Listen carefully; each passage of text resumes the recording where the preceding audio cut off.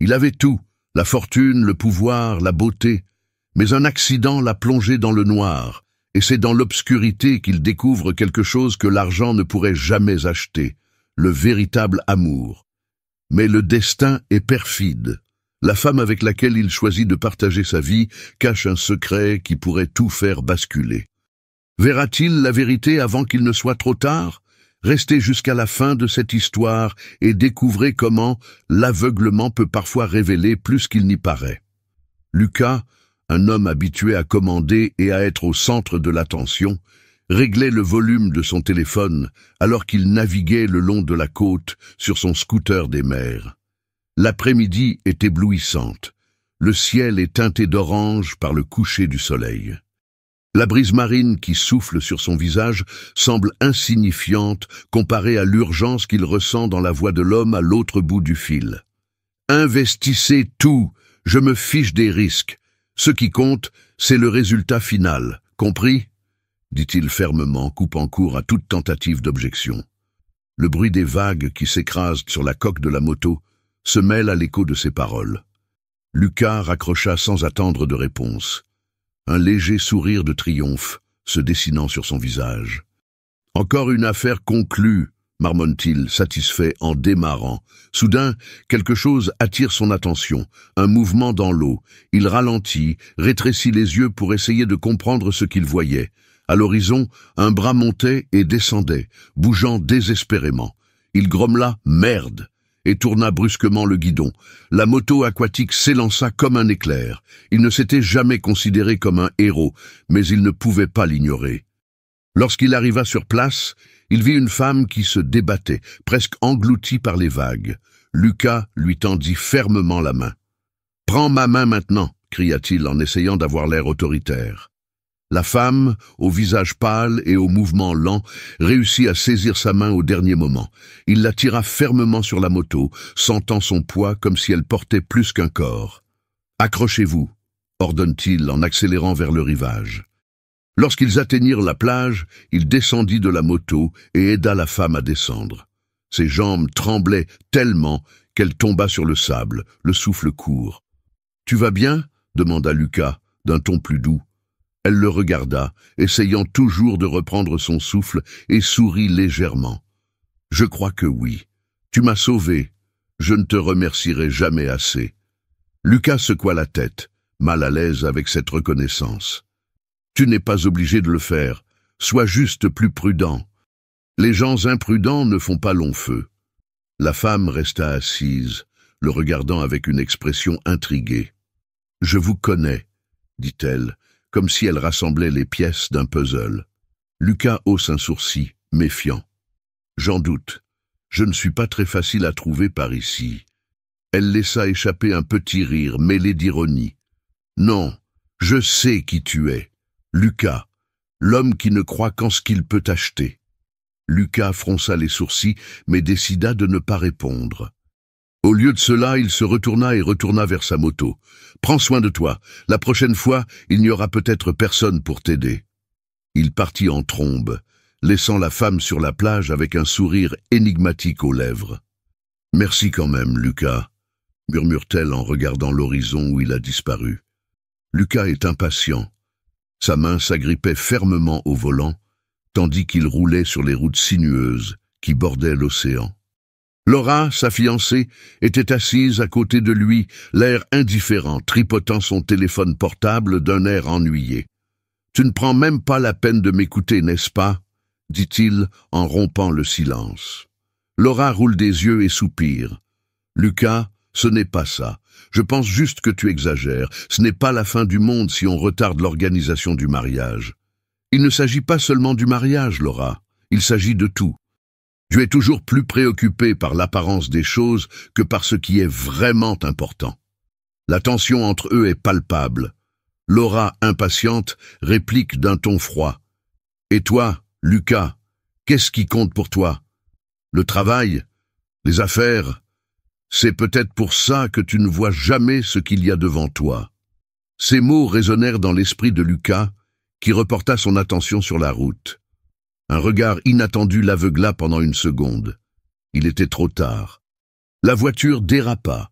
Le bruit des pneus contre le macadam traversa l'air, suivi d'un impact qui plongea tout ce qu'il voyait dans l'obscurité. Lorsque Lucas se réveille, la première chose qu'il remarque est le silence. Puis l'odeur de l'hôpital, un mélange d'antiseptique et de désinfectant. Il essaya d'ouvrir les yeux, mais il ne vit qu'un voile d'ombre. « Où suis-je » demande-t-il d'une voix rauque. Un médecin s'approche. « Monsieur Lucas, vous avez eu un accident. Vous devez vous reposer. » L'impact a provoqué une blessure à l'œil. La bonne nouvelle, c'est que votre vie n'est pas en danger. Lucas essaie d'assimiler les mots, mais une question le taraude. Qu'en est-il de ma vue? Pourquoi ne vois-je pas? Le médecin hésita avant de répondre. Votre vision est compromise pour le moment. C'est peut-être temporaire, mais nous devons surveiller votre rétablissement. Lucas serra les draps contre lui, la colère et la peur grandissant en lui. Ce n'est pas possible. Je ne peux pas rester comme ça. Les jours suivants furent un mélange de frustration et de silence. Lucas s'est isolé, refusant toute visite, même celle de Laura. Il se sentait vulnérable, ce qu'il n'avait jamais connu auparavant. Lorsqu'il entendit enfin des pas entrer dans la pièce, il s'attendait à ce que ce soit Laura, mais la voix était différente. « Bonjour, monsieur Lucas. Je m'appelle Anna. J'ai été engagée pour vous aider dans votre rétablissement. » Il y avait quelque chose de familier dans cette voix, mais il n'arrivait pas à identifier quoi. « Vous êtes infirmière » demanda-t-il durement. « Quelque chose comme ça.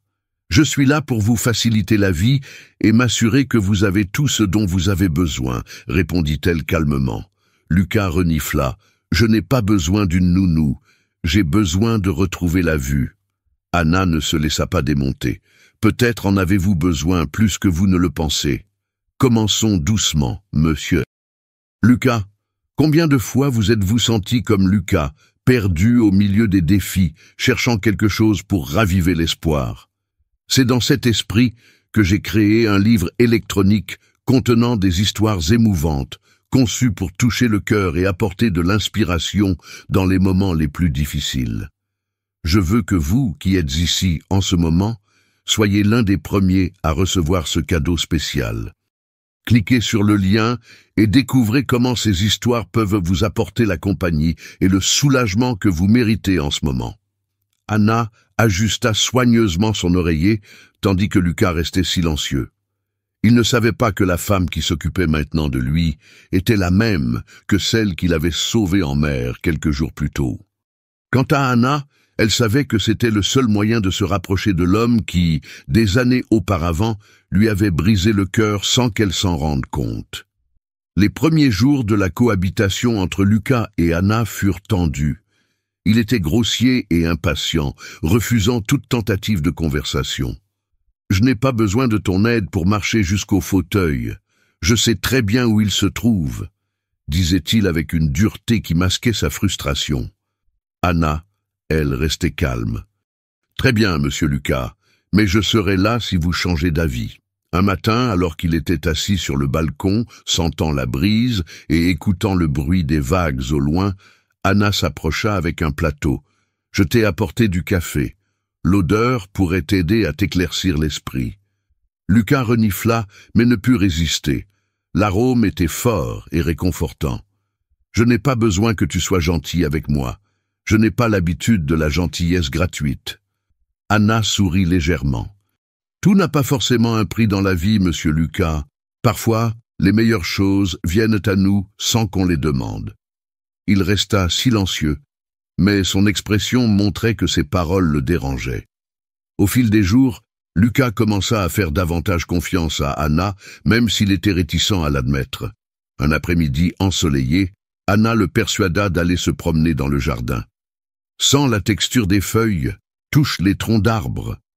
Tu peux percevoir beaucoup plus de choses que tu ne le penses. » Lucas rit avec une pointe de sarcasme. « Et ça va me rendre la vue. » « Peut-être pas, » répondit Anna, « mais cela pourrait t'apprendre à voir d'une autre manière. » Il toucha une fleur à proximité, sentant ses pétales délicats, et mit un instant sa frustration de côté.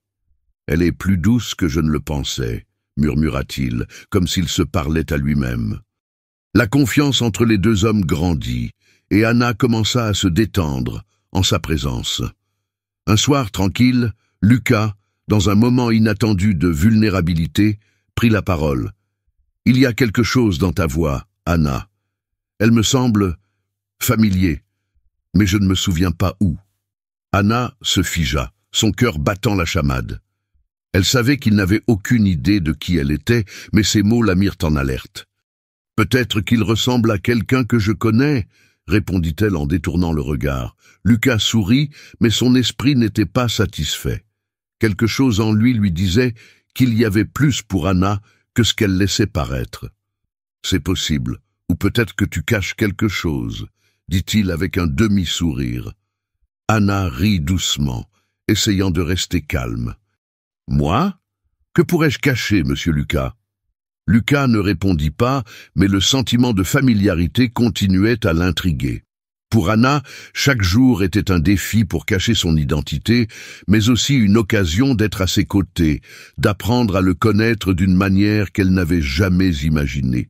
Laura arriva sans prévenir, prenant soin d'annoncer sa présence par le bruit de ses talons dans le couloir. « Lucas, mon amour, je suis de retour !» Sa voix portait un ton exagérément doux, ce qui fit serrer les poings d'Anna, occupée à ranger les draps l'espace d'un instant. Lucas tourna son visage vers la porte, reconnaissant immédiatement la voix. « Laura, quelle surprise !» Son intonation était froide, dépourvue d'enthousiasme. « Tu devrais être plus excitée de me voir, chérie, » dit Laura en s'approchant de lui pour l'embrasser sur le front. « Je t'ai apporté d'excellentes nouvelles à propos du mariage. Tout se passe à merveille, comme il se doit. » Lucas resta silencieux un moment, la mâchoire crispée. « Parfait, hein? Pour qui exactement ?» Laura soupire, impatiente. « Ne recommençons pas, Lucas. J'essaie de faire ce qu'il y a de mieux pour nous deux. Tu devrais m'en être reconnaissant. » Anna, qui observait la scène de loin, évita de montrer la moindre réaction, mais sentit l'atmosphère se charger de tension. « Excusez-moi, » murmura-t-elle en essayant de partir discrètement. Laura l'arrêta d'un geste brusque. « Attendez, c'est vous l'aide-soignante, n'est-ce pas ?»« Anna, c'est ça ?»« Oui, » répondit Anna, d'un ton calme mais ferme. Laura l'analyse de fond en comble, comme si elle évaluait une marchandise. « C'est bien. Continue à faire ce que tu fais. Il faut qu'il soit entre de bonnes mains pour le mariage. » Anna acquiesça, mais ses yeux ne cachaient pas le malaise qu'elle ressentait. Plus tard, alors que Laura discutait des détails du mariage sur un ton incessant, Lucas l'interrompit. « Tu m'as demandé ce que je voulais, Laura. » Sa question traversa l'air comme un couteau. Laura le dévisage avec incrédulité. « Qu'est-ce que tu veux? Lucas, nous sommes ensemble depuis des années. Je sais ce qui est le mieux pour nous. » Lucas secoue la tête et pousse un soupir exaspéré. « Tu sais ce qui est le mieux pour toi, Laura. N'embrouille pas les choses. » Anna, qui passait dans le couloir, entendit les paroles de Lucas et s'arrêta, essayant de ne pas attirer l'attention.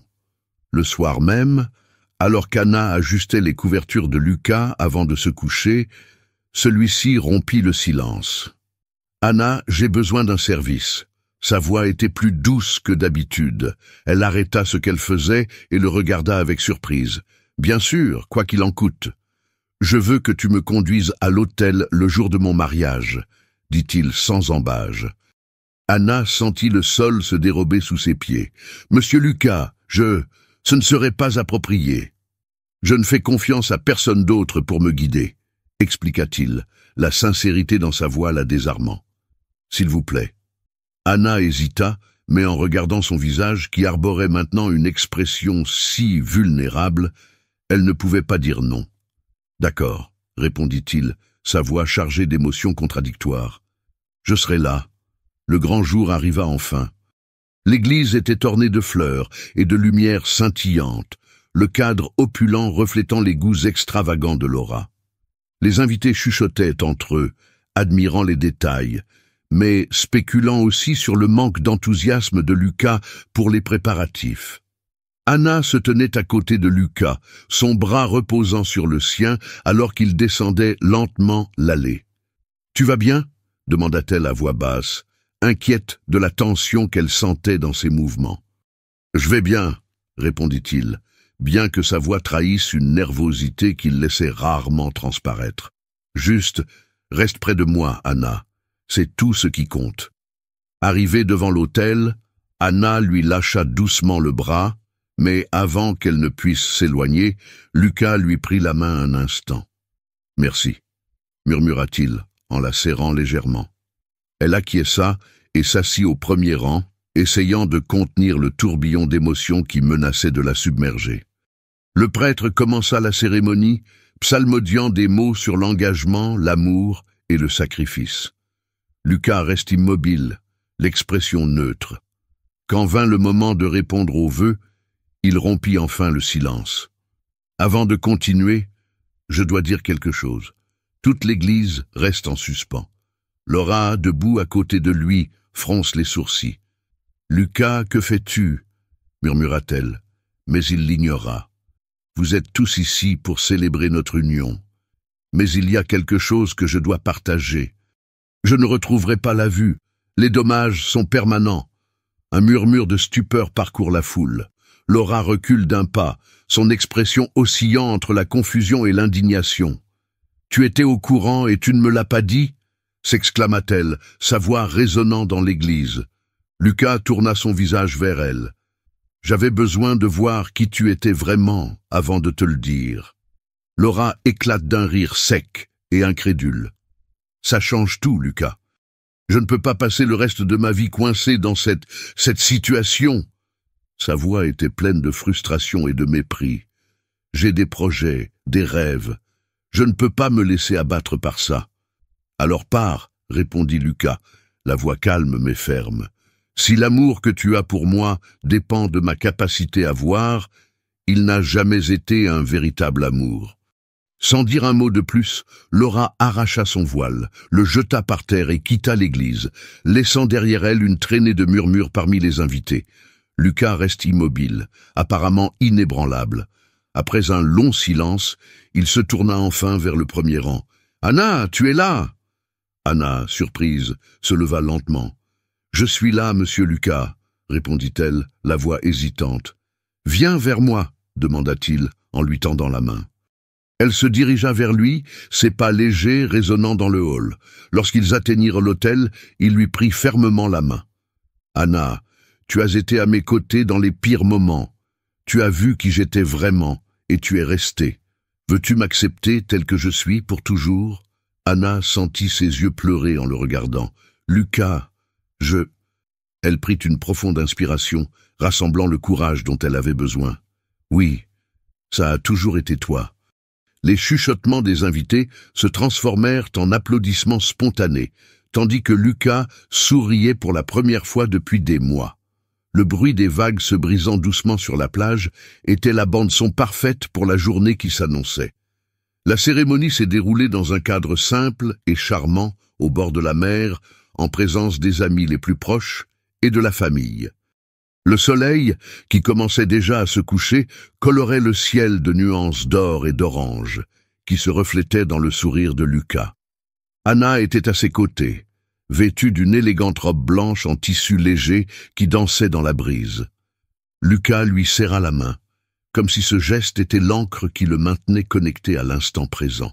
« Je n'aurais jamais imaginé trouver quelque chose d'aussi précieux au milieu des ténèbres, » dit-il doucement, pour qu'elle seule puisse l'entendre. Anna sourit et lui serra la main en guise de réponse. L'officiant, debout devant eux, prononça les mots qui scellèrent leur union, mais ce qui importait le plus à Lucas était le sentiment de paix qu'il avait enfin trouvé. Au moment de prononcer ses vœux, il prit une profonde inspiration. « Anna, tu m'as appris à voir bien au-delà de ce que mes yeux peuvent atteindre. Tu m'as montré que la vraie valeur de la vie n'est pas dans les choses que l'on peut toucher ou acheter, mais dans les personnes que l'on choisit d'avoir à ses côtés. Je te promets d'être avec toi, aujourd'hui et toujours, quel que soit le défi à relever. » Anna, émue, lui rendit l'appareil. « Lucas, tu m'as appris que le véritable amour n'exige pas la perfection. Il accepte, embrasse et transforme. Je promets de t'aimer pour ce que tu es, à tout moment. » Lorsqu'ils se sont échangés les anneaux, le petit public s'est mis à applaudir et à rire. Lucas s'est penché vers Anna et ils ont scellé leur engagement par un baiser, tandis que la mère semblait bénir l'union par son mouvement éternel. Après la cérémonie, alors qu'ils marchaient sur le sable, Lucas s'arrêta un instant. « Tu as déjà remarqué que le bruit de la mer ne s'arrête jamais ?» demanda-t-il d'un ton réfléchi. Anna le regarde, intriguée. « C'est comme la vie, » poursuivit-il. « Parfois elle est agitée, parfois elle est calme, mais elle est toujours là, tout comme nous. » Anna sourit, entrelaçant ses doigts aux siens. « Et nous allons naviguer ensemble sur cet océan, Lucas, quelle que soit la marée. » Les invités commencèrent à s'approcher pour les saluer, mais Lucas chuchota quelque chose à Anna avant qu'il ne soit interrompu. « Tu n'es pas seulement la lumière dans mes ténèbres, Anna.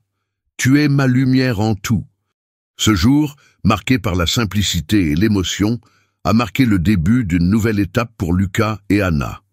Ensemble, ils ont découvert que la vraie richesse réside dans la capacité d'aimer, d'accepter et de grandir aux côtés de quelqu'un. Et tandis que le soleil disparaissait à l'horizon, laissant derrière lui un ciel étoilé, ils savaient que leur voyage ensemble ne faisait que commencer.